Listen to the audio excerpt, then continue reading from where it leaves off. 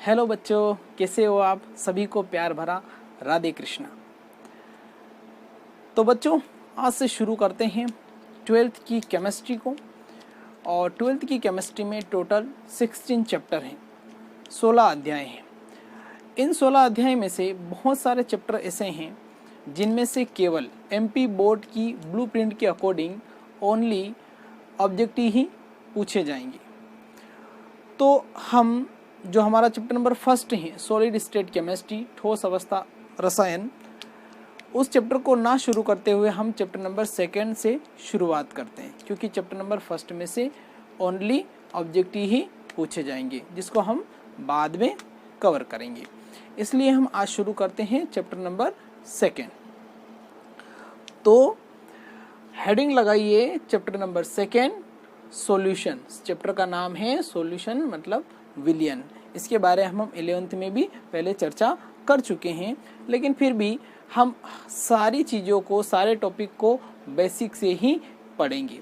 इस चैप्टर को स्टार्ट करने से पहले और हर चैप्टर स्टार्ट करने से पहले उसका जो बेसिक है, जो पॉइंट हमें पता होना चाहिए, है ना, जो हर चैप्टर के जो बेसिक कॉन्सेप्ट होते हैं वो हमें क्लियर होने चाहिए, तभी हमारे वो चैप्टर समझ में आता अच्छी तरीके से, है ना। कोई भी चैप्टर केमिस्ट्री हो, फिजिक्स हो, ना समझने आने का कारण एक ही है कि उसके बेसिक कॉन्सेप्ट हमारे क्लियर नहीं होते हैं, तभी हमें वो चैप्टर समझ में नहीं आता है।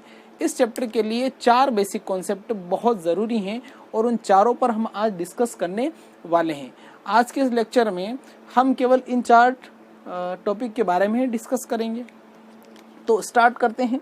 देखिए बेटा, हमारे पास इस चैप्टर को समझने के लिए 4 जो टॉपिक दे रखे हैं, हमें ये पता होना चाहिए कि एटॉमिक नंबर क्या होता है, एटॉमिक मास क्या होता है, मॉलिक्यूलर मास क्या होता है और उसको कैसे निकाला जाता है, और हाउ कैन फाइंड द मोल।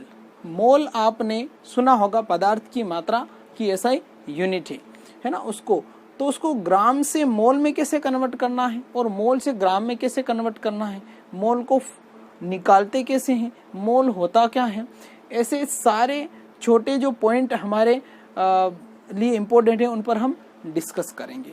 तो स्टार्ट करते हैं। हमारा फर्स्ट वाला जो पॉइंट है एटॉमिक नंबर।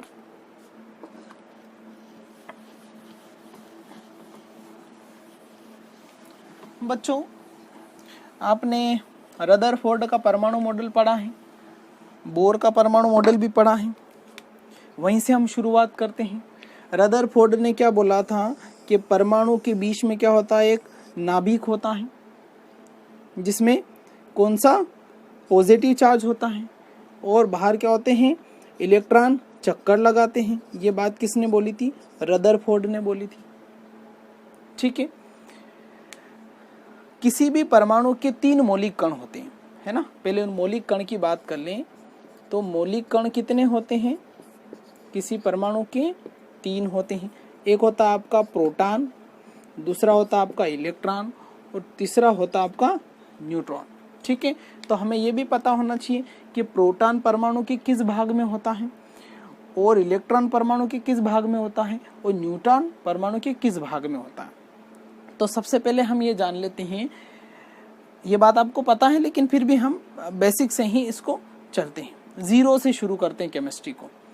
प्रोटॉन परमाणु के नाभिक में पाया जाता है, ये बीच में परमाणु का नाभिक होता है। यहाँ पर क्या पाया जाता है? प्रोटॉन पाया जाता है, जिस पर कौन सा पॉजिटिव चार्ज होता है। इस नाभिक के बाहर इस खाली स्थान में इलेक्ट्रॉन पाए जाते हैं। इलेक्ट्रॉन अपनी चक्कर लगाते हैं अपनी कक्षाओं में। ठीक है। और इस प्रोटॉन के साथ में ये न्यूट्रॉन पाया जाता है, कहाँ? नाभिक के अंदर। ठीक है। तो नाभिक के अंदर कितनी चीजें हो गई? 2 कण नाभिक के अंदर पाए जाते हैं। ठीक है। नाभिक के अंदर 2 कण हो गए, एक तो हो गया प्रोटॉन और एक हो गया न्यूट्रॉन। ठीक है। इतनी बात हमें पता है। अब हम बात करते हैं एटॉमिक नंबर की। तो बेटा, आपने पीरियोडिक टेबल का नाम सुना होगा। उस टेबल में हर एक तत्व का एक नंबर होता है जिसको अपन क्या बोलते हैं? परमाणु क्रमांक बोलते हैं। तो सवाल ये होता है कि उस टेबल के अंदर उन परमाणुओं को वही नंबर क्यों दिया गया, उसके पीछे क्या कारण है। ठीक है। तो जैसे कि हम बोलते हैं कि हाइड्रोजन का परमाणु क्रमांक 1 होता है, हीलियम का 2 होता है, लिथियम का 3 होता है, ठीक है। उसी प्रकार से ऑक्सीजन का 8 होता है, सोडियम का 11 होता है, पोटेशियम का 19 होता है ना, आयरन का 26 होता है, 27 पे कोबाल्ट होता है, ठीक है। तो यही नंबर क्यों, इनका नंबर अपन आगे पीछे क्यों नहीं कर सकते, ठीक है। तो इसको इस डाउट को क्लियर करने के लिए हम पढ़ते हैं एटॉमिक नंबर कि आखिर ये परमाणु क्रमांक आया कहाँ से, ठीक है। तो परमाणु क्रमांक ये नंबर देने का अर्थ है किसी भी तत्व के परमाणु के अंदर जितने प्रोटॉन होते हैं, किसी भी तत्व का जो परमाणु होता है उसके नाभिक के अंदर जितने प्रोटॉन होते हैं वही उसका परमाणु क्रमांक होता है, ठीक है। उदाहरण के लिए समझे, मान लो हम बात करते हैं हीलियम की, तो हीलियम का परमाणु क्रमांक कितना है, 2 होता है, 2 होता है। इसका मतलब है कि हीलियम जो तत्व है उसके परमाणु के नाभिक के अंदर कितने प्रोटॉन हैं, 2 प्रोटॉन है। ये 2 प्रोटॉन हैं, इसी कारण इसका परमाणु क्रमांक कितना है, 2 है, ठीक है। अगर यहाँ उदाहरण के लिए मान ले कि यहाँ पर 4 प्रोटॉन होते तो इसका परमाणु क्रमांक क्या हो जाता, 4 हो जाता, ठीक है। उसी प्रकार से हम और उदाहरण को भी समझ सकते हैं, जैसे कि मान लो ऑक्सीजन का परमाणु क्रमांक कितना होता है, 8 होता है, 8 होता है। इसका तात्पर्य ये है कि ऑक्सीजन के परमाणु के नाभिक के अंदर कितने प्रोटॉन हैं, 8 प्रोटॉन होते हैं, ठीक है। तो परमाणु क्रमांक का सीधा तात्पर्य है प्रोटॉनों की संख्या से, कि जिस परमाणु के नाभिक में जितने प्रोटॉन होंगे वही उसका परमाणु क्रमांक होता है, ठीक है। अब आप एक बात ये भी समझ लीजिए कि परमाणु नाभिक के अंदर जितने प्रोटॉन होते हैं, किसी परमाणु के अंदर नाभिक के अंदर जितने प्रोटॉन होते हैं उसके बाहर उतने ही इलेक्ट्रॉन होते हैं। मतलब प्रोटॉन इक्वल होते हैं किसके, इलेक्ट्रॉन के, ठीक है।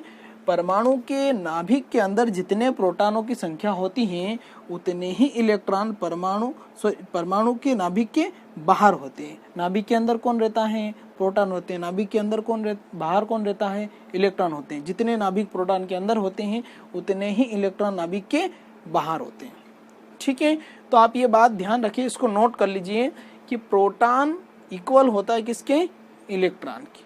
अब इसको उदाहरण के तौर पर समझे तो अभी हमने बात करी थी कि ऑक्सीजन का परमाणु क्रमांक कितना होता है, 8 होता है। इसका मतलब प्रोटॉनों की संख्या ऑक्सीजन में कितनी है, 8 है। तो इलेक्ट्रॉनों की संख्या कितनी होनी चाहिए, 8 होनी चाहिए, ठीक है। तो एटॉमिक नंबर का मतलब ये है किसी तत्व के परमाणु के नाभिक में उपस्थित कुल प्रोटॉनों की संख्या को उसका परमाणु क्रमांक कहते हैं। एक तो ये डेफिनेशन है। दूसरी डेफिनेशन हम ये बना सकते हैं, किसी तत्व के परमाणु के नाभिक के बाहर उपस्थित इलेक्ट्रॉनों की संख्या को, या तो आप प्रोटॉनों की संख्या को ले लीजिए या फिर नाभिक के बाहर जो इलेक्ट्रॉन है उनकी संख्या को ले लीजिए, तो इसको हम क्या बोलते हैं, परमाणु क्रमांक बोलते हैं, ठीक है। अगर आपसे पूछा जाए कि सोडियम का परमाणु क्रमांक 11 क्यों है, तो उसके पीछे रीजन क्या है कि सोडियम का जो परमाणु है, सोडियम जो तत्व है उसका जो परमाणु है उसके नाभिक में कितने प्रोटॉन है, 11 प्रोटॉन है, इसलिए उसका परमाणु क्रमांक क्या है, 11 है। इसी अकॉर्डिंग जो कैल्शियम रहता है उसका परमाणु क्रमांक 20 होता है। इसका मतलब कैल्शियम के परमाणु के नाभिक में कितने, 20 प्रोटॉन होते हैं। उसी प्रकार से किसी का 30 है तो इसके प्रोटॉन की संख्या कितनी है, 30 है, ठीक है। तो ये आपको क्लियर हो चुका है कि एटॉमिक नंबर होता क्या है, ठीक है। अब हम दूसरे टॉपिक की बात करें, नंबर 2। अब इसको लिख लीजिए, मैं बोल देता हूं, किसी परमाणु के नाभिक में उपस्थित प्रोटॉनों की संख्या को उसका परमाणु क्रमांक कहते हैं, ठीक है। उदाहरण बहुत सारे हैं, आप कोई सा भी नोट कर सकते हो, मैंने बहुत सारे बताए अभी। दूसरा जो हमारा टॉपिक है एटॉमिक मास, मतलब परमाणु द्रव्यमान। अब द्रव्यमान क्या होता है उसको समझने के लिए रदरफोर्ड का एक छोटा सा जो नियम है, उन्होंने जो बोला था, उनके जो प्रैक्टिकल करने के बाद उन्होंने एक नियम बोला था।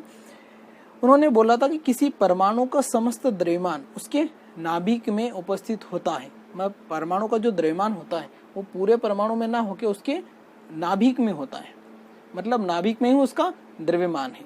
तो अभी हमने थोड़ी देर पहले ये जाना कि नाभिक में कौन कौन सी चीजें होती हैं। नाभिक में न्यूट्रॉन होता है और प्रोटॉन होता है। ठीक है, ये बात हमें पता है कि नाभिक के अंदर या न्यूट्रॉन होता है और प्रोटॉन होता है। इसका मतलब ये कि अगर इन दोनों की संख्या को जोड़ दिया जाए, इन दोनों की संख्या को जोड़ दिया जाए तो क्या आ जाएगा, एटॉमिक मास। तो एटॉमिक मास क्या होता है, किसी परमाणु के नाभिक में उपस्थित, किसी परमाणु के नाभिक में उपस्थित प्रोटॉनों और न्यूट्रॉनों की संख्या का योग, प्रोटॉनों और न्यूट्रॉनों की संख्या का योग ही क्या होता है, एटॉमिक मास होता है। क्या होता है, एटॉमिक मास होता है। ठीक है, तो ये क्लियर हो चुका है कि प्रोटॉन और न्यूट्रॉनों की संख्या को एटॉमिक मास कहते हैं और केवल प्रोटॉनों की संख्या को एटॉमिक नंबर कहते हैं। ये दोनों टॉपिक क्लियर होने चाहिए। एटॉमिक नंबर यानी प्रोटॉनों की कुल संख्या, एटॉमिक मास मतलब प्रोटॉनों न्यूट्रॉनों दोनों की संख्या का योग, दोनों की संख्या को जोड़ देंगे तो क्या आ जाएगा, एटॉमिक मास आ जाएगा। अब आपको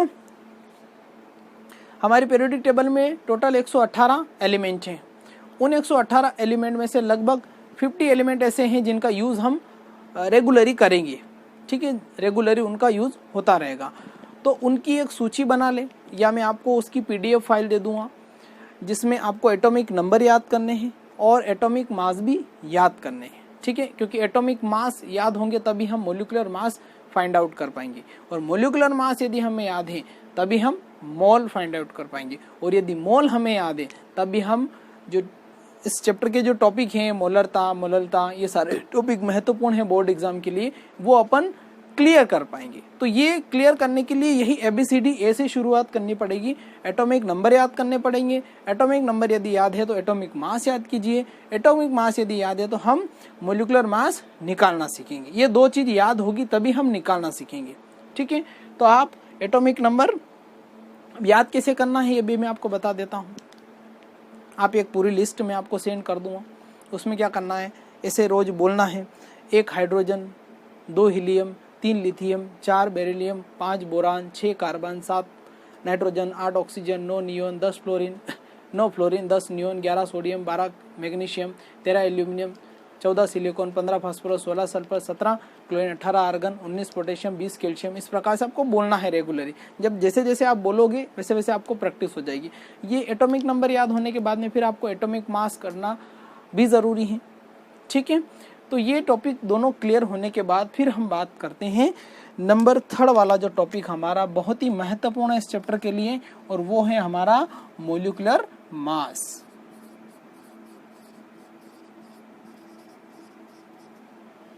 मोलिकुलर मास, आणविक द्रव्यमान। अभी हमने पढ़ा कि एटम का कुछ मास होता है, किसी भी एटम का एक मास होता है। जैसे कि मान लो ए कोई एटम है, या ए क्यों माना, हाइड्रोजन ही मान लो, हाइड्रोजन एटम है, इसका एक मास है, क्या है, 1 है ना। हीलियम एक एटम है, इसका मास क्या है, 4 है। नंबर 2 है, एटॉमिक नंबर 2 है, एटॉमिक मास कितना है, 4 है। उसी प्रकार से सोडियम जो है उसका एटॉमिक मास कितना है, सॉरी एटॉमिक नंबर कितना है, 11 है। इसका एटॉमिक मास कितना है, 23 है। ठीक है, तो किसी भी तत्व का एक एटॉमिक मास होता है। ठीक है, उसका एक द्रव्यमान होता है। अब यदि 2 या 3 तत्व आ जाए एक साथ में, 2 या 3 तत्व आ जाए, अब 2 या 3 तत्व जब एक आपस में मिल जाते हैं तो क्या बन जाता है, अणु बन जाता है। क्या बन जाता है, अणु बन जाता है। जैसे कि हाइड्रोजन है और प्लस हाइड्रोजन है, 2 हाइड्रोजन मिलकर क्या बनाते हैं, 2 हाइड्रोजन परमाणु मिलकर क्या बनाते हैं, हाइड्रोजन का एक अणु बनाते हैं। दोनों हाइड्रोजन क्या है, परमाणु, और ये क्या है, अणु है। इस हाइड्रोजन का परमाणु भार मतलब द्रव्यमान कितना है, 1 है, इसका भी कितना है, 1 है। तो दोनों क्या हो जाएगा, 1 इंटू 1। ये इसके चरणों में यदि है तो उसका इंटू करना पड़ेगा। टोटल इसका मोलिकुलर मास कितना आ गया, इसका 2 आ गया। मोलिकुलर मास का मतलब ये होता है कि उस यौगिक के अंदर कितने परमाणु हैं, कितने तत्व हैं, कितने परमाणु, उन परमाणुओं का जो एटॉमिक मास है उस सबको जोड़ना है। ये ठीक उस प्रकार से है कि मान लो मुझे किसी बस के अंदर, मतलब जो बस में सवारी बैठी है, 10 लोग बैठे हैं और उसका वजन निकालना है, तो मैं कैसे निकालूंगा? उसके लिए मुझे हर सवारी का वजन पता होना जरूरी है। तो इसीलिए मैंने आपको बोला कि आपको हर तत्व का एटॉमिक मास याद होना जरूरी है। यदि हमें एटॉमिक मास याद है सभी तत्व के, तो हम उनको जोड़ के निकाल लेंगे। ठीक है, तो बस का वजन निकालने के लिए हमें क्या करना पड़ेगा? सभी व्यक्तियों का वजन याद होना चाहिए। सभी व्यक्तियों का वजन याद है तो क्या होगा? सभी को जोड़ देंगे, है ना? ठीक है, अब हम इसको और उदाहरण से समझते हैं। मोलिकुलर मास, जैसे कि जल का मोलिकुलर मास निकालना होता है H2O का। H2O का कैसे निकालेंगे? हाइड्रोजन का हमें पता होना चाहिए। अब इसको एक उदाहरण से समझो। ये कोई माँ है, मतलब कोई लेडी है, बस में कोई लेडी होती है ना, और एक बच्चा हाथ में उसके रहता है। ठीक है, तो उस लेडी का टोटल वजन क्या होगा? उस बच्चे का वजन उसके साथ में काउंट होगा, लेडी का। लेडी के हाथ में 2 बच्चे हैं तो दोनों का मल्टीप्लाई किसके साथ में होगा? उस लेडी के साथ में। उसी प्रकार से यहाँ पर जब भी आपको किसी भी परमाणु के नीचे यहाँ पर कोई संख्या दिखती है, कोई भी संख्या दिखती है, उसका मल्टीप्लाई इसके एटॉमिक मास के साथ में होगा। पहले इसका मल्टीप्लाई होगा, उसके बाद में इसको जोड़ा जाएगा। समझते हैं इसको। जैसे कि हाइड्रोजन का एटॉमिक मास कितना होता है? 1 होता है, लेकिन यहाँ पर कितना है? 2 है, तो मल्टीप्लाई क्या होगा? 2 होगा। ठीक है, प्लस लगा देंगे। ऑक्सीजन का परमाणु क्रमांक कितना होता है? 8 होता है, लेकिन परमाणु द्रव्यमान कितना होता है? 16 होता है, तो 16 लिख देंगे। ठीक है, अब इसको सोल्व करते हैं। कितना हो गया? 2 प्लस कितना हो गया? 16, तो कितना हो गया? टोटल 18। तो H2O जो अणु है जल का, उसका मोलिकुलर मास मतलब आणविक द्रव्यमान कितना होता है? 18 होता है। ठीक है, चलो और उदाहरण सोल्व करते हैं इसके अलावा भी।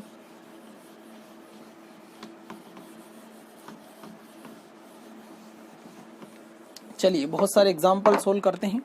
प्रैक्टिस हमें करनी है ज़्यादा से ज़्यादा।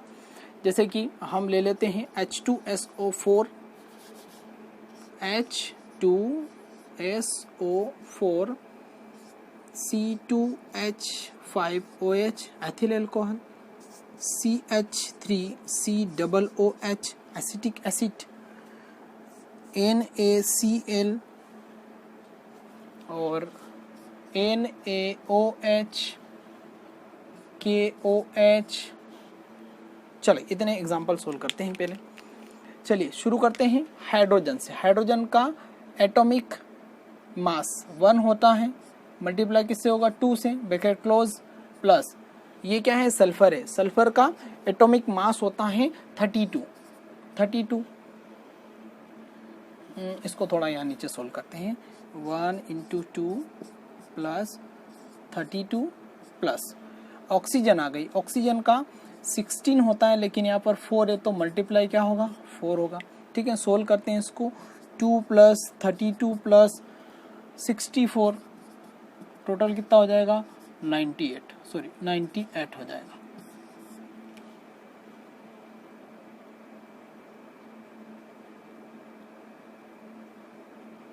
ठीक है, 98। फिर आगे बढ़ते हैं। यहाँ पर क्या है? कार्बन है, C2H5OH है। कार्बन का कितना होता है?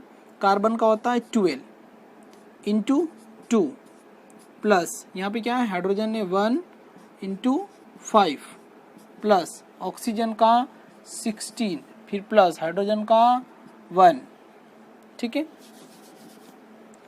टोटल कितना हो जाएगा? 24 प्लस 5 प्लस 17 ऐड करेंगे। 7, 5, 12 और 4 60, 1 कैरियन 46। कितना है मोलिकुलर मास? एथिल अल्कोहल का मोलिकुलर मास कितना है? 46। ठीक है, फिर आगे बढ़ते हैं। एसिटिक एसिड का निकालते हैं, CH3COOH।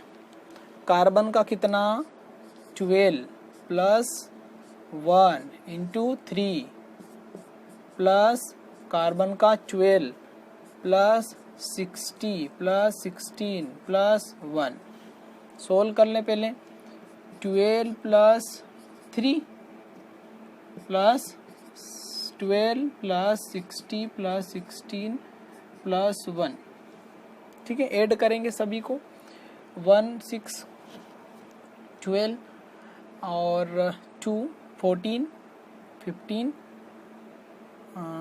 18 और 19 का 9, 1 केरिन 1 2 3 4 और 5 49,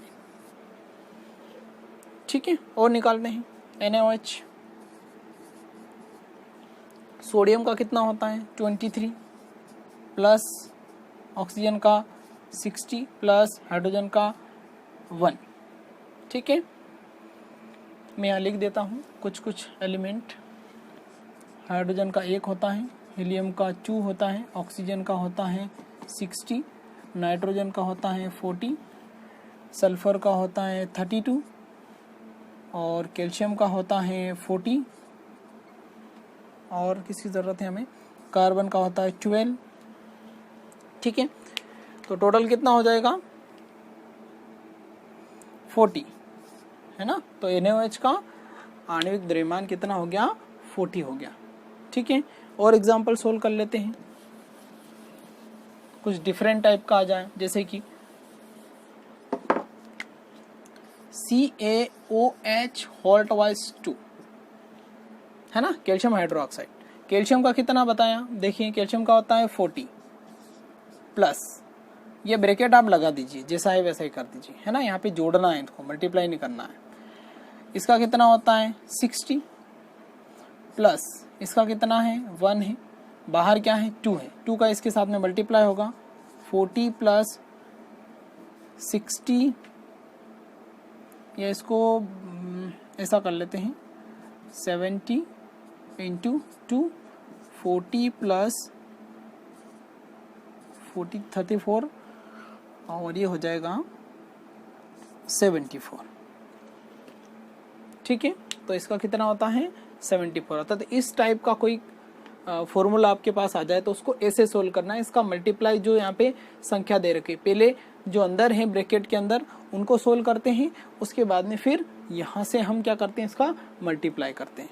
उसी के अकॉर्डिंग मान लो ऐसा आ जाए फॉर्मूला, इसको क्लीन कर देते हैं, नोट कर लिया होगा आपने, कर सकते हैं।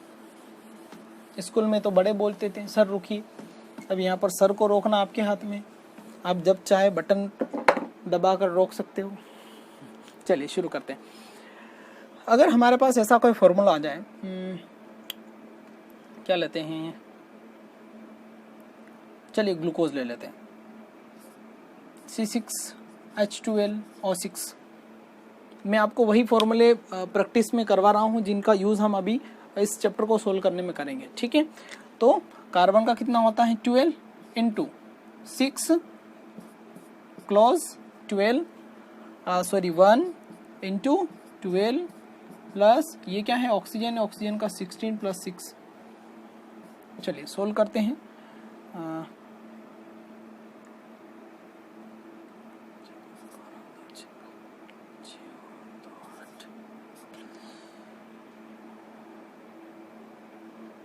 6 दूनी 12 तो 6 और 1 7 72 12 प्लस 36 3 96 टोटल हो जाएगा आपको 180, ठीक है। ग्लूकोज का कितना है 180 है, 180 है, ठीक है। फिर आगे बढ़ते हैं। अगर फॉर्मूला इस प्रकार से आ जाए, कर लिया नोट, चलिए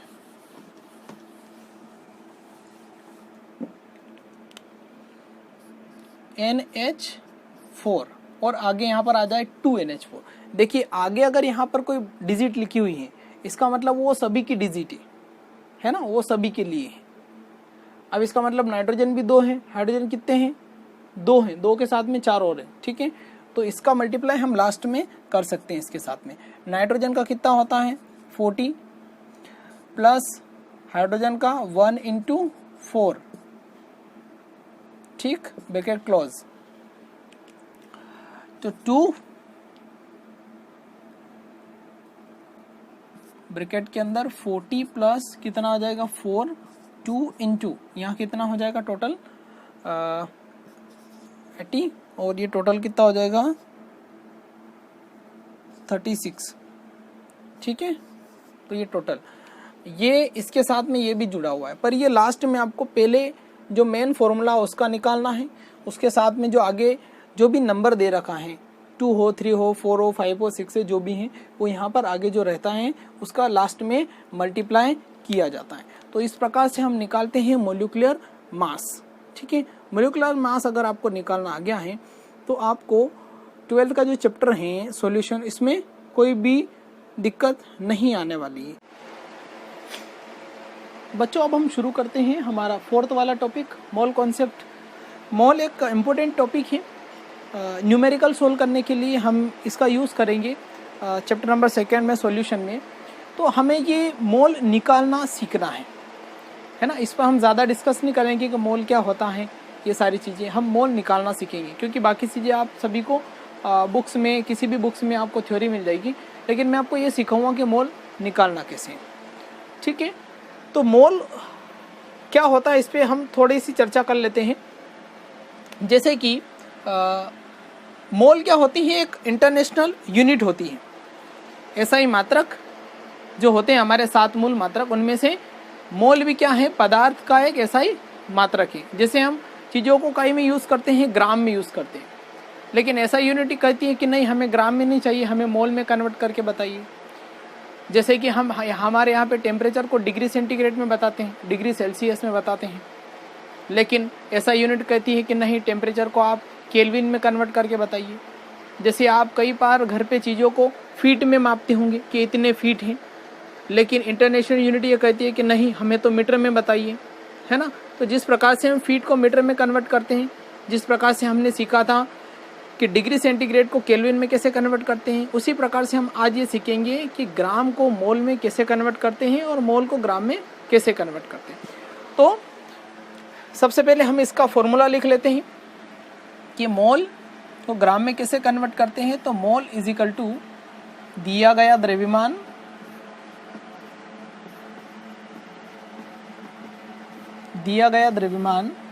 बटे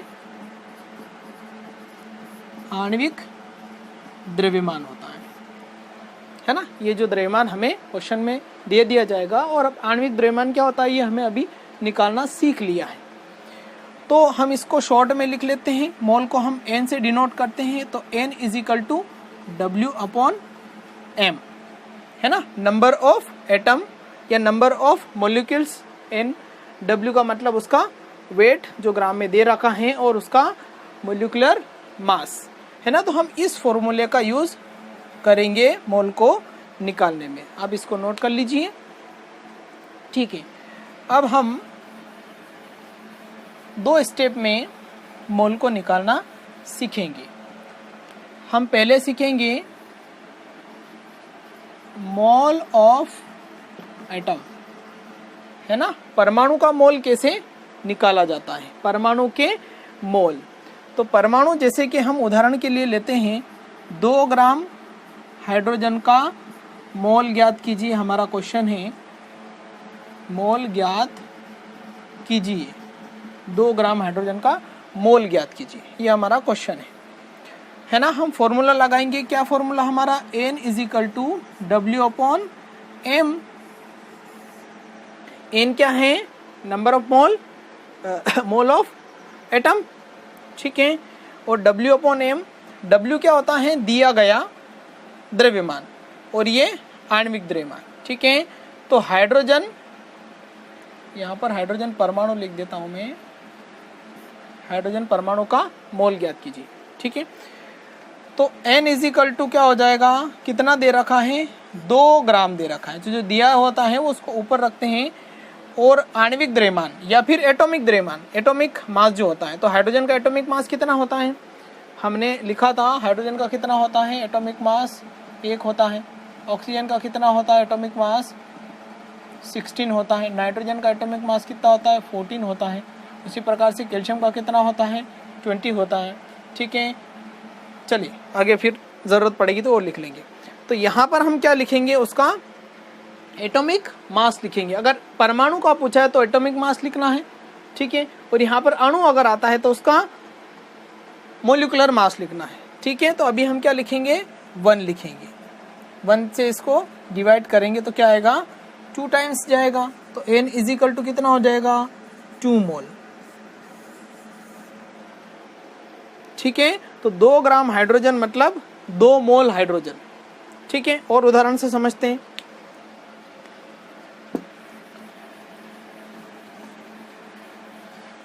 दूसरा हमारा क्वेश्चन,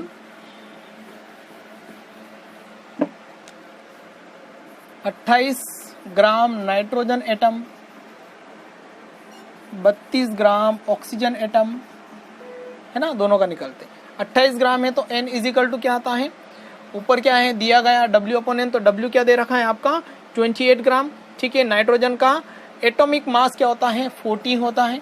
ठीक है, 40 से डिवाइड करेंगे तो कितना 2 मोल। उसी प्रकार से 32 ग्राम ऑक्सीजन, तो n इजिकल टू 32 ग्राम को ऊपर रखेंगे।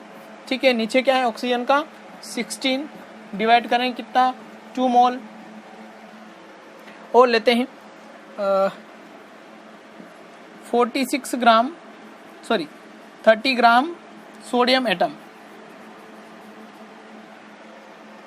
ठीक है, तो n इजिकल टू कितना है 23 को ऊपर रखेंगे, नीचे क्या रखेंगे सोडियम का कितना होता है, सोडियम का होता है 23, तो 23 से डिवाइड करेंगे तो 1 मोल। अब हम इसका सेकेंड पार्ट करते हैं कि मोल जो निकालने, मोलिक्यूल्स के मोल कैसे, अणु का मोल किस प्रकार से निकाला जाता है। तो फॉर्मूला वही रहेगा हमारा, क्या formula n is equal to W/M, formula वही रहेगा। जब हम एटॉमिक मास रखते थे उसकी जगह क्या लिखेंगे मोलिकुलर मास लिखेंगे। मोलिकुलर मास कैसे निकालते हैं हमने सीख लिया है। अब हम उदाहरण लेते हैं। उदाहरण हमने लिया 64 ग्राम ऑक्सीजन अणु के मोल ज्ञात कीजिए, के मोल ज्ञात कीजिए। ठीक है, अब यहाँ पर आपको इतना ध्यान देना, अणु है ऑक्सीजन का अणु, ऑक्सीजन का अणु क्या होता है O2, इसका फॉर्मूला होता है। ठीक है, तो हमें O2 का मोलिकुलर मास पहले निकालना है, तो O2 का मोलिकुलर मास कैसे निकालेंगे, ऑक्सीजन का कितना होता है 16 × 2 कितना हो गया 32। ठीक है, फॉर्मूला क्या है हमारा, फॉर्मूला हमारा है n is equal to W/M। W की वैल्यू कितनी दे रखी है 64, इसकी कितनी दे रखी है 32। ठीक है, 32 से डिवाइड करेंगे तो कितना आएगा 2 टाइम्स जाएगा, तो 2 मोल, मतलब 64 ग्राम ऑक्सीजन अणु अगर हैं, इसका मतलब क्या है वो 2 मोल ऑक्सीजन अणु है, 2 मोल ऑक्सीजन अणु है। ठीक है, और उदाहरण लेते हैं, जैसे कि 40 ग्राम NaOH है ना, 40 ग्राम NaOH पूरा अणु ही है। ठीक है, तो इसका मोल निकालते हैं, तो n इजिकल टू कितना दे रखा है 40 बटे NaOH का आणविक द्रव्यमान कितना होता है निकालते हैं। NaOH इसका होता है 23 + 16 + 1, टोटल अपन करेंगे तो हो जाएगा 40, तो 40/40 आ जाएगा, 40 से डिवाइड करेंगे तो 1 मोल, मतलब 40 ग्राम NaOH का मतलब होता है 1 मोल NaOH। ठीक है, और सोल्व करते हैं।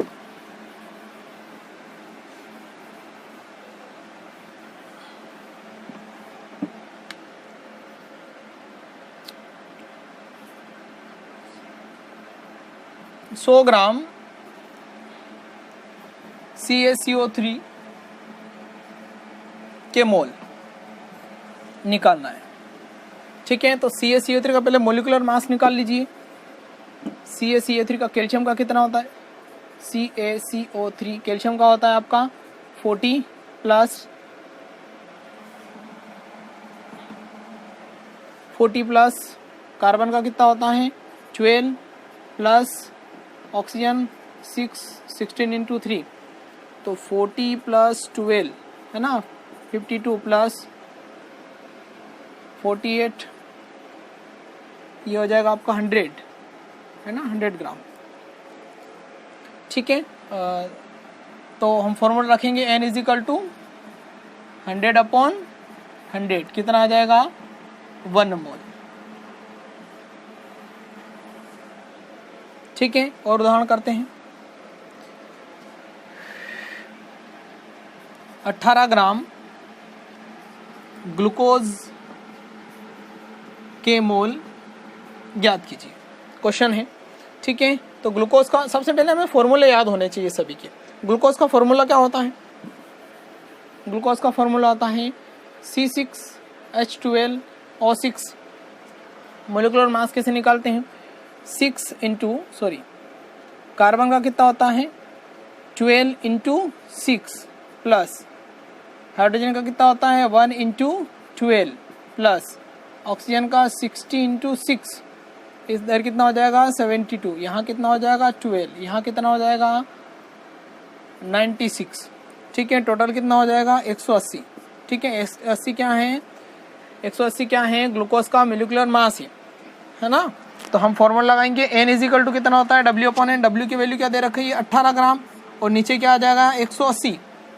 ठीक है, इसको डिवाइड करेंगे तो 0.1 मोल।